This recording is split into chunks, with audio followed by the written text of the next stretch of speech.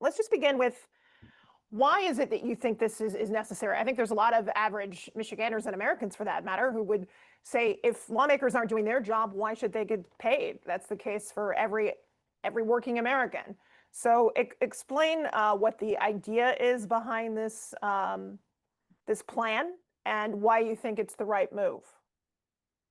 Yeah, so we've been working on an education budget with the legislative Democrats, trying to get that done by the statutory deadline, which was July 1.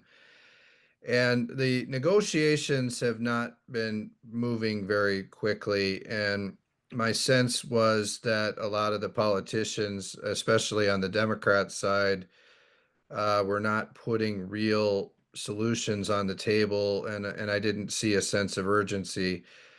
Um, when we got to July 1, the Democrats left and we didn't have a budget deal. And now the politicians have been basically on summer vacation ever since. We're still here without a budget deal done. Now, after the politicians didn't meet the deadline, Mayor Duggan came out and said, I think the politicians should not get paid if they're not getting their budget done on time. And I thought about that, and I said, even though it's his idea, that's okay. We should take other people's ideas if they're good ideas. I thought he was right. And so we put that up for a vote yesterday and said, look, if the politicians aren't getting the job done on time, then they shouldn't get paid. And I think that would create the sense of urgency, and it would, they'd have skin in the game, and they would be coming with real solutions in the future so that we're never in this situation again. Because, if you're not getting paid, then you're going to stay at that table for days to get this thing done. Whereas now, I mean, it's been 2 months almost, and we still don't have a deal. Just the seemingly statutory limbo. You could argue that legislators have abdicated their responsibility and schools are in limbo, not knowing what's going to happen next. What are the practical implications for districts as they try to navigate without really understanding what the future may hold? Yeah, and like you look at, we posted this session day yesterday for, everyone knew we were coming in, and there's, eight maybe Democrats that didn't even come in. And so it's just been a challenge getting the politicians to attend the sessions and then getting them to have the sense of urgency that people in the real world have about getting these budgets done, and particularly the Senate Democrats. So, we're in a position where now we have a deadline of September 30th, that if we don't do the budget by September 30th, then the government will shut down.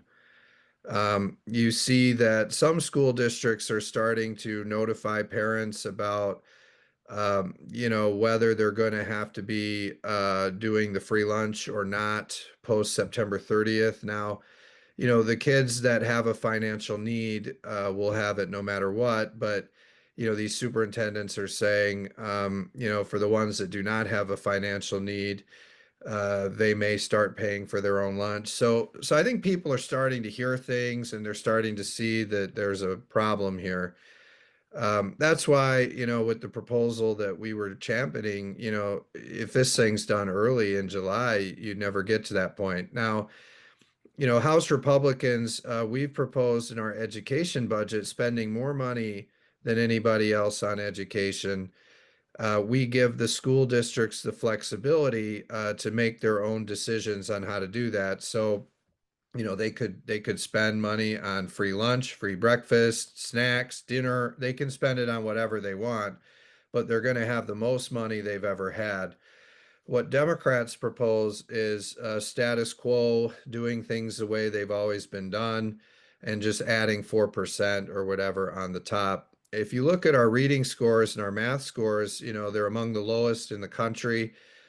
Trying to do something different matters, and that's why I think we need to give more flexibility and decision making to our local school districts, as opposed to Lansing politicians just telling them these are the regulations. You must do it our way. That isn't working. Democratic leader in the Senate, Winnie Brinks, has at least expressed some possibility of exploring holding legislators accountable with their salaries. But Ranjiv Puri feels very differently about it. So it does seem that things are sort of mixed with the Democrats and their perspective. Have you gotten any progress there with Democrats maybe coming to the table and saying, look, we are on side with this because it makes sense? I think that the Democrats say that stuff. I put it on the board for a vote, and you saw every Republican vote yes, and you saw the Democrats go into their caucus room for an hour and game plan how to put up exactly the number of votes needed to block this thing from going over to Winnie Brinks in the Senate. And I think the reason they do that is they're more focused on their vendetta with Mike Duggan. They don't want Mike Duggan to get credit. They don't want Jamie Thompson to get credit, who's the state representative that proposed this. And so they're tanking it. And that's not different than what we're seeing in the negotiations with them is going to the cameras and saying one thing and then in private, just not doing anything to get solutions on the budget negotiations. So I'm really hopeful that Governor Whitmer will take a larger role in these conversations. I've made deals with Governor Whitmer in the past. People saw us at the White House together. We've gotten results for Michigan.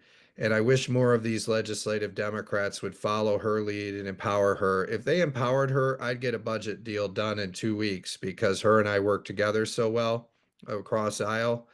But unfortunately, legislative Democrats continue to block efforts. And we saw them last week or a couple weeks ago legislative Democrats go on shows like yours and say that they support banning cell phones in the classroom.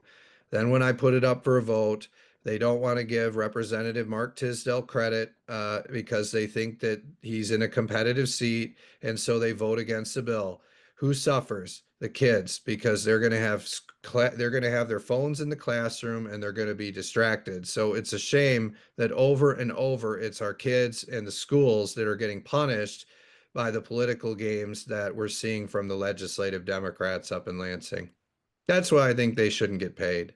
The per pupil allowances and why you think that's a good strategy for looking at funding education and what works in terms of actually improving some of the M-step scores that we see are frankly dismal, especially in certain school districts. And also, I know you're interested in boosting mental health and school safety as well. So how do you think your legislative priorities on the education front make the most sense in seeing real traction on M-step scores? Yeah, so we would increase the per pupil funding for schools by 20% to 12,000. They get 10,000 now, and I think that's really important. So we need to increase that. We protect funding that goes to the lowest income districts. So the ones that have the low income families, they get even more. And that's important because you need more investment in those schools. We increase funding by $127 million for special ed education. That's really important. We want to restore the funding for school safety and mental health. Democrats cut that by 92%. That's one of the reasons they lost the election. We want to restore that. And then essentially, we want to eliminate a lot of the regulations and mandates on the local school districts put on by the Lansing politicians and empower them to take this money and to spend it the way they see fit. So, if, for example, they're given $100 and they're told you must spend this on transportation, if they can do it for $80 and then they can spend that other $20 on another priority for them in the classroom, they should be allowed to do that. Instead, now, the way the budget works, they lose that $20 if they don't spend it on what they're mandated to spend it on. So I think more flexibility and empowerment for our local districts. and less regulations and mandates from the Lansing politicians. I mean, I know these people, they don't have a clue what to do about education. They have no idea. And that's why doing things the way we've always done it isn't solving the problem. And that's why we need to empower our local districts in order to improve the reading and math scores on the M-STEP. Let's talk about the per pupil add-on as well. I think you're proposing about $1,975, which would be flexible depending on how the district wanted to do that. The challenge I could see is that you're sort of living in this state of flux where you don't necessarily know exactly until the end of the fiscal year how those school districts are deploying that discretionary add-on. So how do you plan from a fiscally responsible perspective, know what kind of drawdown there will be depending on how school districts use that discretionary funding? Well, when the Lansing politicians try to tell them which companies to use to administer tests and which lobbyists programs they should use. I mean, for example, the way it works now, somebody hires a lobbyist in Lansing, they make the right connections, and then that's the mandated algebra education program for the state. That isn't working. I mean, look at our math scores and our reading scores. So that's why rather than the politicians in Lansing deciding which companies get contracts, which how much money each district must spend in a certain bucket. We're saying let's empower our local districts to make those decisions. I mean, you would hope that all of these superintendents are experts, and you would hope that they know what to do, especially with the school boards that are accountable and elected by the people, and all the teachers. I trust them more than I trust these people up in Lansing because I know these people in Lansing. They don't have a clue what to do to fix education. And that's why empowering our local districts is better.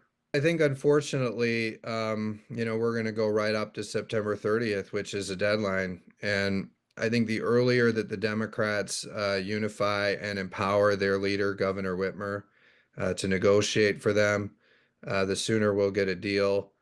I've worked with Governor Whitmer on many issues, bipartisan. We get a deal. We talk a lot. I could get a deal done with her that's bipartisan very quickly. Probably 2 weeks from it would be a lot of work, but we could get it done. The challenge we have is these legislative Democrats that are not coming into work. They're also not empowering the governor, and they're really trying to protect the status quo, and particularly the special interests and the money for the lobbyists. So it's going to take right up to the deadline, I think, because at that point, when they're really facing the possibility of schools shutting down and veterans homes and all kinds of things, that'll be the pressure that it takes to get them to actually put offers on the table that are bipartisan and reasonable. That's why I said in the future we should try to do this by July 1. And if they don't do it by July 1, they should lose their pay until they get it done, because that would force them to do all of these real negotiations much earlier, and we would never get close to a government shutdown because no, the politicians, they need that paycheck, and so they'll work around the clock to get it done early. And I just want to ask you about sort of some of the legal minutia here. California has a similar bill that Prop 25 that passed in 2010. And what ended up happening, as you probably know, is that the California Supreme Court came in and sort of narrowed the way that the pay could be withheld. Do you expect something like that to happen here in Michigan? And do you feel like you have the proper jurisprudence to follow through with this and not see it sort of struck down here? Yeah, well, I have the best attorney in Lansing, Andrew Fink. He's doing a great job for us, and you notice, the we're beating the Democrats in every lawsuit. But You know, you can never predict some of these radical left judges, but I'd say what we put together we think would withstand fair legal scrutiny. And it would what we put together would withhold the pay of the politicians until a budget deal is done, if it's after the statutory deadline. So when we looked at it, we thought that the courts might turn down a proposal that took away the pay. But if we withheld the pay, we felt good that that the courts would approve it. It would then have had to gone on the ballot and be approved by the people in the 2026 election. And we see courts are fairly uncomfortable in Michigan reversing these very popularly elected ballot initiatives as well. So I think that would give another pause to some of these more activist judges to overturn something like this. Yeah, and to be fair, Congress did also flirt with this idea, and at the time, critics were saying, "Look, this violates the 27th Amendment, and it's just patently unconstitutional." And you say that you feel that that's not true. Is that correct? Yeah, and you know, Democrats in the legislature will use whatever excuse they can. The fact is they want to keep their paychecks and they don't want to have to get the budget done on time as a condition of keeping their paychecks. And they'll come up with all kinds of things. But we felt very solid about the position this puts us in legally, and we structured it so that we feel it would it would defeat any court challenge. All right. Speaker Matt Hall, we very much appreciate you taking some time to speak with us on a Friday. Hope you have an excellent weekend. Thank you. Good to talk to you again.